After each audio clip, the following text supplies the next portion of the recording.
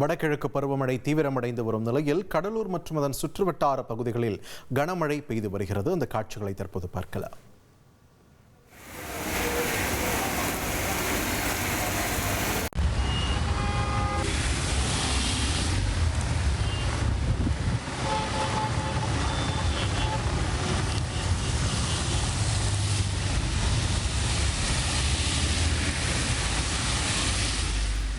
தொடர்ந்து கூடுதல் விவரங்களுடன் இணைகிறார் எமது செய்தியாளர் தேவநாதன்.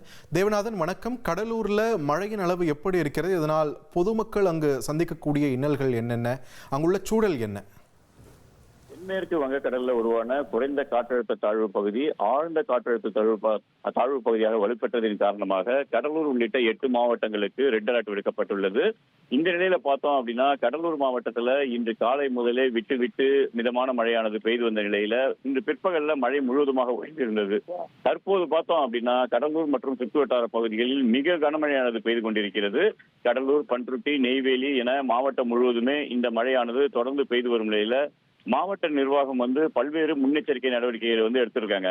அதாவது பார்த்தோம் அப்படின்னா, பொதுமக்கள் தங்குவதற்கு ஏதுவாக புயல் பாதுகாப்பு மையங்கள் மற்றும் பல்நோக்கு தங்கும் மையங்கள், தற்காலிக பாதுகாப்பு மையங்கள் என 233 பாதுகாப்பு மையங்கள் தயார் நிலையில் இருக்குது. கடலூர் மாவட்டத்தில் 239 தாழ்வான பகுதிகள் கண்டறியப்பட்டு உரிய பாதுகாப்பு நடவடிக்கை மேற்கொள்ளப்பட்டு இருக்கு.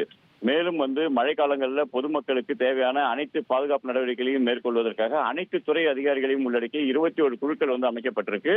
இன்று இரவு இந்த மழை மிக கனமழையாக இருக்கும் என வானிலை ஆய்வு மையம் எச்சரித்துள்ள நிலையில தற்பொழுது மாவட்டம் முழுவதுமே முழுமையான பாதுகாப்பு நடவடிக்கை மேற்கொள்ளப்பட்டு வருகிறது.